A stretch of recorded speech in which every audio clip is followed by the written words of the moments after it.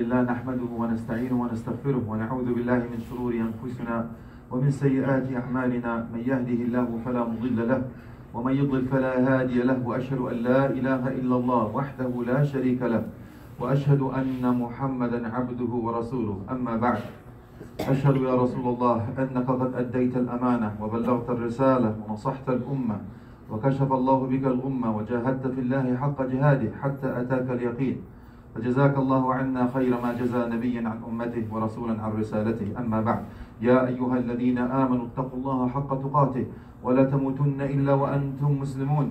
يا أيها الناس اتقوا ربكم الذي خلقكم من نفس واحدة وخلق منها زوجها وبث منهما رجالا كثيرا ونساء، واتقوا الله الذي تساءلون به والأرحام إن الله كان عليكم رقيبا. يا أيها الذين آمنوا اتقوا الله وقولوا قولا سديدا يصلح لكم أعمالكم ويغفر لكم ذنوبكم، ومن يطع الله ورسوله فقد فاز فوزا عظيما.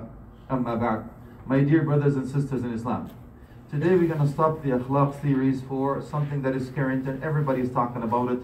So let's address it and what we have to do and what do we learn from it, and what is exactly that is the game plan that we have to accomplish.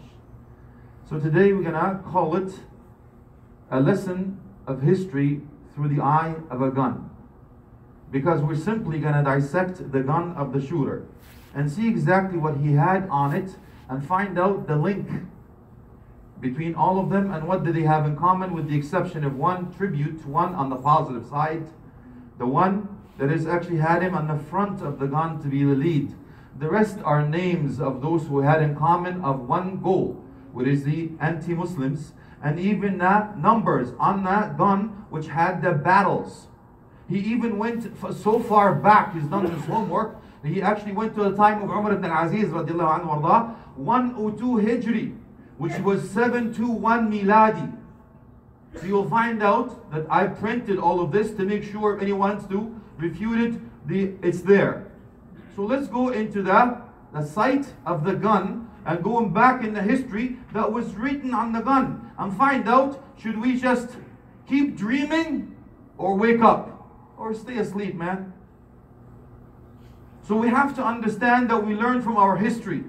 If we don't learn from your history, it will repeat itself and you'll just be another statistic. And the reason I'm telling you this is I'm talking about your own children. If you don't raise them properly, they will have absolutely zero knowledge of what went on and have absolutely zero knowledge of where they belong to and who they truly are and what's waiting for them. There will be another victim, another statistic, another zero on the left of the one, not to the right of the one. So if you seriously have to think about what he did and why he did it, and we're not going to take it as the color scheme. If you have a white skin, he's a lone wolf. He's mentally insane. This was on the headlines. He says an angelic boy that went wrong. If it was one of us, they will tell you an ISIS fundamentalist. There is every second day on the front pages of the Western, I'm not going to mention the country, of the Western so much countries, that's something against Muslims. We have to wake up and understand that we have to rally the lobbies of the politicians to pass a law to stop the rhetoric that makes us go in trouble. You walk around with a beard, a sister with hijab, they're an automatic target. They feel automatically that they are a minority. They're a victim. They have to appease others. So no more. You can go to sleep and keep sleeping, or you have to call your MP and rally the lobbyists of those who make the decisions whether we're going to make it or not. So you have to do something about it, and we have to have some kind of a machine, an organized group that will have to do it just like our cousins did. An anti-Semitism law that has to be passed. No one would have the audacity to be able to say things about Muslims freely. And if anybody else says anything about the Queen or anything else says about our cousins, they will be behind bars. They're afraid to say it. So why can we not do the same? We should capitalize on the opportunity and maximize the potential of this incident to be able to mobilize something, do something for God's sake. But we're doing what? It's something that happened. Alhamdulillah, qadar, ya ammi qadar Allah. I know, wallahi. But we have to do something. We cannot be among the three. You know that there are three types of people. Those who make things happen and those who watch things happen, and those who don't know what's happening. So you can go ahead, raise your child just to be another successful whatever, which is fine. But if we don't look after our future, we will have none. If we don't look in the past, we will never be able to build a bridge for a better future. So this is a quick waker-upper from an eye shot of a gun, a pack of a history. You'll find out that if you look into that, pictures that are all over the place, and you look into a name, or even the song, which was playing in the background, it was actually Move Kebab. You know what that means? It's actually a Serbian national song that used to go against, to make sure that we go against Muslims. As a matter of fact, they used to do this to encourage that war criminal that has just been indicted and passed the law against him a couple of days ago. So it's logically now to understand that he's officially a war criminal. What he did against us in Bosnia and Herzegovina, where thousands of Muslims were slaughtered. And that's exactly the background music that he was playing. Now you understand where this is going? That's just a trend. That's the first thing that he had playing in the background. The second thing he had on that shotgun was the name of Anton Ludwig Peterson. Guess who that is? That is a man that is a 21-year-old, a Sweden. He wore that Darth Vader outfit with a sword. And he killed innocent children in the school. But that school was known to be in an area where the refugees are. And guess where the refugees are known now to be? If you look back, you'll find out there were all that people that died in that were refugees, ranging from Arab countries and non-Arab countries, but they're all Muslims. So you'll understand now where he says, I want to get rid of. But he was trying to revenge everything that I'm telling you about right now. So you understand that he went so far back in history, had such a black heart, that he couldn't forgive, and he was revenging it. Even though a young man, or a young woman, or a boy dying, that has absolutely nothing to defend themselves, and you can hear the woman say, help me, and he shoots her in the back of the head. Even his mother or the family member, when she saw what he did, she cried. She said, stop, I can't see anymore. She says, what do you think should be happened to him? He says, the death penalty, even though he's from my family, but a person who killed all these innocent people can only be justified by killing himself, or being taking the role of his own soul. There's only justice. You'll also find on the name Alexander Bissonnette, the one that we have in our own backyard. This was the Quebec gentleman. And if you're going to tell me it's about migrants, he's also a migrant from France. So he was after Muslims. This is the same man that killed. And he only took life because Canada, we don't have the capital punishment. So you can see the commonalities of what he has on his own gun. This man was out to revenge. Back in history, you'll find out that these heroes were the ones that did the same thing to Muslims. So if we don't have something to do about it, they will be repeating. History repeats itself. And you can be sitting there and do absolutely nothing, or we can rally and do something. We stand up once and for all. You'll know about that story about the 3 bulls, where people came in and said, you know what? You know, the 3 bulls, there's no good. I came to this white bull, look at the black and the red bull, they're eating too much. Let's get together and get rid of the white. The black and red guaranteed. Now let's get rid of the white. Now he goes back to the black. He goes back to the red. He says, I was killed, the first one that was killed with the white bull. So if we don't unite, and I'm telling you this, I'm trying to tell you, don't just stand up for Muslims. Stand up for any minority. Stand up for any injustice. If our brothers and sisters in humanity, in any creed, any way of life, regardless of their skin, regardless of their belief, regardless of their gender, regardless of any ism, we have to stand up for justice. That's what Prophet Muhammad ﷺ used to do. Hizb al-Fudul, where he stood up for justice, it didn't matter who it was.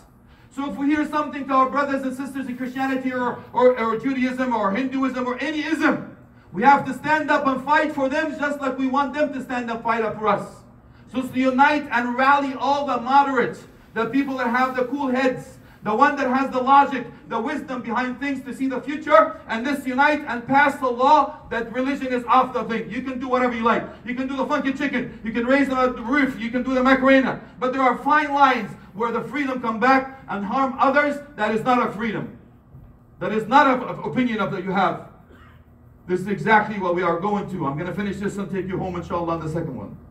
There is the one that he has actually Skanderbeg. If you don't understand that one, it's actually, his name is George Kastrosik. This one was a Christian person that embraced Islam long time ago and joined the Turks and he denounced Islam, and he became among the staunch enemies of Islam. And he was actually fighting the Ottomans. His name is also on the gun. You'll also find Antonio Bragdon. This one was the Captain General of Cyprus, fighting the resistance of the Ottoman conquest. Same thing. I'm just going through names now because you can see the trend. You'll know the history. You will find that the 721 was on it, which was the 102 Hijri at the time of Umar ibn Abdulaziz radiallahu anh. He went as far back when he hired 2 back years where he hired a person to fight. He even went back to the Umayyads, not the Uthmanis, not the Ottomans. He went back to the Umayyads. You will also find out the number 1683, which was the Battle of Vienna. They will actually tell you that that battle was a black time. And they will tell you there's nothing worse than that time. He had that in mind. But he had one, a Charles Martel, in front of the gun, which was an attribute for him. He's the one that resisted, that had the audacity to do so. So he had him in the front of the gun. This is the person that actually had the audacity to stand up and be victorious. The rest were victorious over them. May Allah make us victorious again and give us the unity and the wisdom to be able to stand up, at least to say no. Umar ibn Khattab radiallahu anhu says, you cannot be a true believer if you can't even stand up and say no to injustice and oppressions. With that, I ask Allah subhanahu wa ta'ala to make us among those who listen to speech and follow the best of it. أقول ما تسمعون واستغفر الله فاستغفروه فيفوز المستغفر.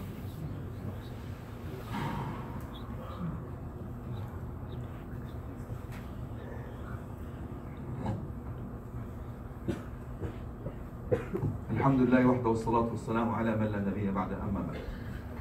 Please forgive me again for being emotional because you cannot help it. Wallahi, when I was watching this video, I felt like I was gonna want to go inside that and grab this guy. But you can understand you being on the other side. Now what do we have to do, and how do we make sense of all this thing? Now we know that Allah subhanahu wa ta'ala chooses martyrs. And I can tell you that. When I'm researching this, I've taken a listen to the people who were talking about it. It says the people who died were the ones that were devoted. Devoted masajid goers. It says the one who actually died wore the Medal of Honor. So listen, I know it's difficult to take, and you're angry, and you have the right to be angry. However, Islam teaches you to channel that in the proper means. So we're not going to do anything irrational, or anything that is illegal, or anything that's unlawful. We're not going to be on another easy bait for others. La wallahi. Know that a person that we are going to follow in the same song, the truly desperate song of hopelessly naive, that you paint everyone the same brush. It's not true. I've been to New Zealand. I've met the people who live there. It's a beautiful country, and the people who live there are very beautiful. And not just, I'm talking about their akhlaq, their character. Very accommodating. Wallahi, I'm telling you, I've been there. So not one person is going to change that. Because others do one thing where Muslims do, and they paint us with all that same brush. We're not going to fall in the same mistake. It's an illness, it's a disease. What I'm trying to show you in that is terrorism has no religion. So we have to fight terrorism across the board. Don't just relate it to us. And you'll find out that Dr. Pavlov's theory is exactly that. So if we don't change, because I was even interviewed in an island somewhere, in Trinidad. They told me about what happened sometime. So I told them that number one reason that this happened is the media. Number two is politicians. That's the decision making. Statistics show that. They took that out because it's the media. They took the one that I said about the media. They also said, oh, he alluded to politicians. So if we don't have control over that, and we don't pass a law to make sure that they're in check, then things are going to happen again, over and over again. Because not one single person up till now, even he had in the manifesto that he was quoting the Bible. He's going to take a religion, but not one single person called him a Christian terrorist. We were just hoping that he would be called a terrorist. But not one single person called him a Christian terrorist. But how fast did they make it out? A Muslim terrorist, Islamic jihadist, a Muslim fundamentalist. Every time it has Islam or Islamic or Muslim, has a negative connotation next to it. When are they going to stop doing that? As people see us as sheep on the wolf. That's exactly what I'm talking about. We have to pass the law to stop this. Let us not make, because that's exactly what they do. They sell. We are now the product. You understand that they give you the things and they give you a product? We become the product. We become dinner. If you're not on the table, you become what? You are the meal. And that's what I'm trying to tell you. Get into politics. get into history, get into the media, get into the mainstream. And don't tell me you cannot do this. This is exactly what you're going to do. If you're going to go back into that and tell me I cannot support a system that does this, why are you doing here? You have to be part of the system. Assert yourself. Make a decision. Get into Congress, get into the Prime Minister, get into whatever. But you have to be an active member. If you are gone now, are the people going to miss you? What do you think to, akhi? What's your name going to leave behind? If they're going to make a law to pass out them, let go of the Muslims. Let them get out of here. Immigration laws. Do you think people are going to miss you, brothers and sisters? How active are you and how productive are you? What do you give back? You know what? It says 70% of people have no idea about Muslims and have no idea about Islam. 70% of the people. But they hate Muslims anyway. That's the statistic. It just shows that 70% have no idea what Islam is and don't know Muslims. But they just hate Muslims and Islam anyway. Why do you think that is, akhi? Because exactly what I mentioned. It's about the media and the Dr. Pavlov theory. Even when I used to teach army and the police before they do whatever they have to do, you do the exam thing. I'll tell them, let's play a word game with you. So as a Muslim man is, you start laughing. Okay, what about a Muslim woman? You're laughing again. You know why? Because a Muslim woman is oppressed. That's the second word that comes in. And a Muslim man is a terrorist. I mentioned this before because they don't know us. If they truly know us, they'll find out that a Muslim man is oppressed. May Allah help us, wallahi. So you'll find out, my brothers and sisters, that you have some homework to do. I want you to knock on the doors. I want you to be a good role model. Cut the grass of your neighbor. Carry the bags of that old woman. Shovel the snow. Do something. Have you not seen that doctor, very successful doctor? May Allah bless him in the States. He has some things are going on. I'm here to help. And that's exactly what we have. Turn one heart at a time. One heart, soul, and mind at a time. If they're not going to do it, we're going to do it. If we cannot control the media or the politicians, we have to lead by example. To say when people talk about Muslims, no, I know Muslims. These are the best people, the best neighbors, the best workers. They're honest. You know what? Just live Islam, akhi. Don't pass out public, whatever it is. Don't donate money for whatever da'wah. Just live Islam. Is that too much to ask? It's not going to cost you much, wallahi, to smile. It's a sadaqah. It's free. So you can launch whatever it is that you do. But if you don't live Islam, truly live Islam, to turn the people around and come back and say, no, Muslims are not that. I know Muslims. Because 70% of the people don't know you. They just see your face and they automatically put an X. You know, when I go to the States, as soon as they print a, Sheikh Abdullah knows that. As soon as I go to the States, they print a boarding pass or something. And my face already has an X on it. It's an automatic. Yeah? So I want you to keep that vivid picture of me. Yeah? So Dr. Pavlov theory is known. Just a quick reminder. Dr. Pavlov had a dog, and every time that he gave the dog the food, he rang the bell. So the dog associated the food with the bill. So every time that the bell rang, the food was coming. So after a while, he didn't give him the food, he simply rang the bell. What did he do? The dog salivated. And that's exactly what you hear. Islam, Muslims, and all of this, fundamentalist, negative. Have you heard of a good Muslim Samaritan doctor saved a patriot, American, whatever? You haven't heard that in the news, have you? So what do we have to do, my brothers and sisters? We have to work on the 2 Ds. I was just talking to the youth on Wednesday. I told them exactly, that's what I'm doing as I'm planting a seed. If the youth doesn't take this by the bull, by the horn, because they're born and raised here, they understand the mentality, they speak the language, they know exactly how the system works. If you don't capitalize and actually help the youth, it will be just another number, a statistic. So the 2 Ds are, they demonize and dehumanize. That's the 2 Ds, akhi. You know what that means? If somebody dies from their side, what do?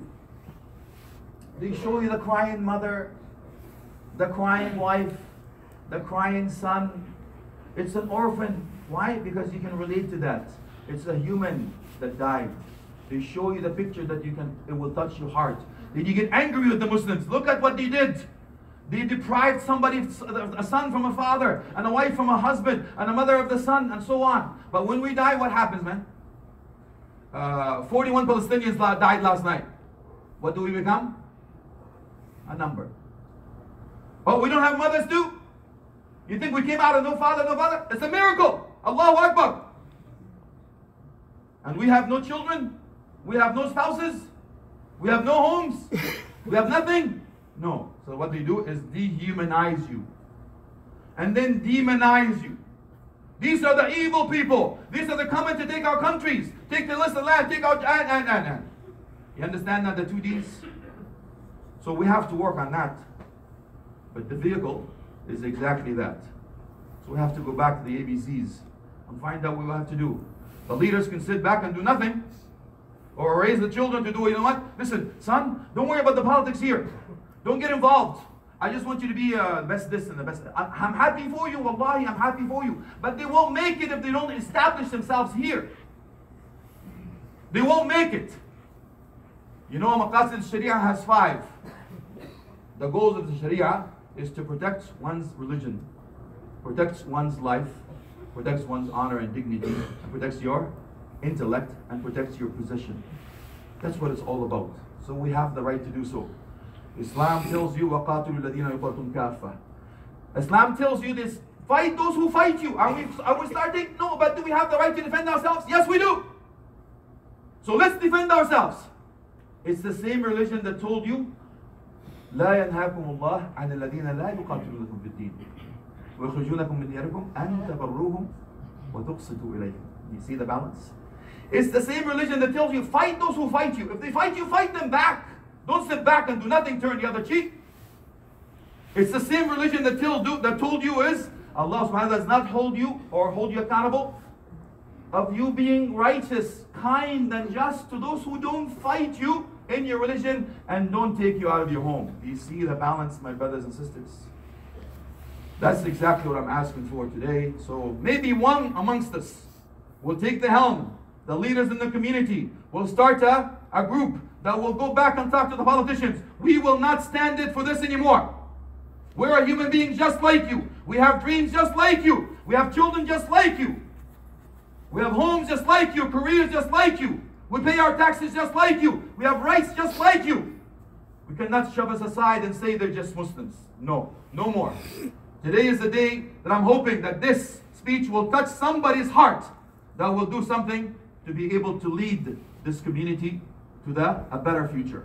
I ask Allah subhanahu wa ta'ala to show us what is right as right and follow it, and show what is wrong as wrong and stay away from it. I ask Allah subhanahu wa ta'ala to make us among those who listen to speech and follow the best of it, and protect Muslims around the world, ameen, and guide those who are misled and return us back, ya Rabbal Alameen. We also have to honor Sheikh Abdullah Idris Habibullah in that coming up event, so please come and join us. May Allah protect you, inshallah. I ask Allah subhanahu wa ta'ala to protect us all. And I ask Allah subhanahu wa ta'ala to unite us, because believe it or not, there are more people now embracing Islam because of this. And the adhan is being called in New Zealand. You understand? Unheard of. And they stood 2 minutes silent. I'm not going to go into the religious aspect of it, but really, and people who are coming back. So don't think that this is a negative, it's positive. Yes, it's hard. You don't understand the logic of it, but Allah subhanahu wa ta'ala has wisdom and something positive will come out of it. We have to think on that because the time is up. That means 120 days of the womb of the mother, their life is already written. So nothing would have changed. Even if they were asleep, they would have died at that time, but Allah honored them with the shahada on the day of Jum'ah. You know what that means? They're alleviated from the punishment to the grave. And the first blood drop that comes down to the ground, they will see their place in Jannah. Allahu Akbar. So may I make dua for them and their families. May Allah subhanahu wa ta'ala protect us all. Ameen wa akhbar. Alhamdulillah Rabbil Alameen. Wa sallallahu alayhi wa sallam. يا ربنا لك الحمد كما يرجى الجلال وجب عظيم سلطانك. اللهم صل على سيدنا محمد في الاولين وفي الاخرين وما العامدين. اللهم انصر الاسلام وعز المسلمين واعلي بفضلك كلمتي الحق والدين واذل الشرك والمشركين اعداءك اعداء الدين. اوقع الكافرين في الكافرين واوقع الظالمين في الظالمين واخرجنا من بينهم سالمين. اللهم احفظنا بالاسلام قائمين واحفظنا بالاسلام قاعدين واحفظنا بالاسلام راقدين ولا تشمت بنا الاعداء ولا الحاسدين. اللهم احفظنا من بين ايدينا ومن خلفنا وعن ايماننا وعن شمائلنا ومن فوقنا ونعوذ بعظمتك ان نغتال من تحتنا. اقول ما تسمعون وما كان فيه من صواب فمن الرحمن وما كان فيه من خطر من نسيان فمني ومن الشيطان والله ورسوله من براء واعوذ بالله ان ذكركم به وانساه واقم الصلاه.